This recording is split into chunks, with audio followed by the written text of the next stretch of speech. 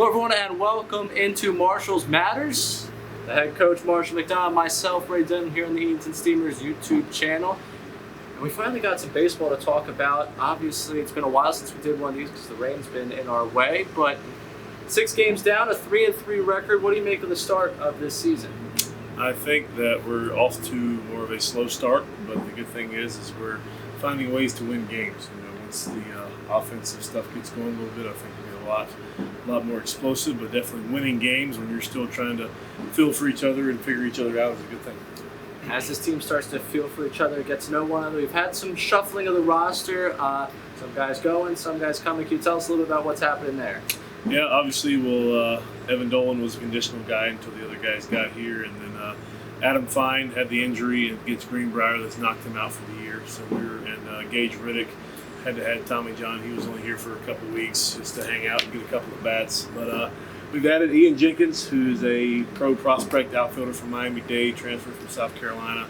And we got another catcher coming in next week to kind of take the ease off of Pernetti and Brown. That'll be Jacob Bisharat. And just getting some guys in to help for the dog days of July that are approaching very quickly.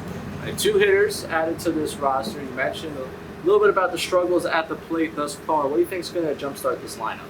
Just getting more bats, having guys get more comfortable with using the wood and, seeing upper level velocity, and just, usually it takes 20 or 30 bats for guys to get comfortable, so that time is approaching. So hopefully it'll start to tighten up here pretty soon. At the beginning of this 3-game homestand, already in the books, the first 2 games, 2 wins. The pitching has really stood out. Starting pitching with Willie Rutherford, been impressive. The bullpen, impressive as well. What's been the secret here for this team? Just their ability to come in and really just, kind of dominate the strike zone. You got guys like Clark Dearman, who made his first outing, who was sitting low 9s from the left side and was throwing 2 pitches for strikes. The short times we've had, the pitchers struggling this year have been not really just getting in the zone early and kind of falling behind and not really bearing down and being that bulldog with 2 outs. And I think that kind of has fixed itself a little bit. We're really starting to show what we can do on the mound. Absolutely, and that's what you guys can do this weekend.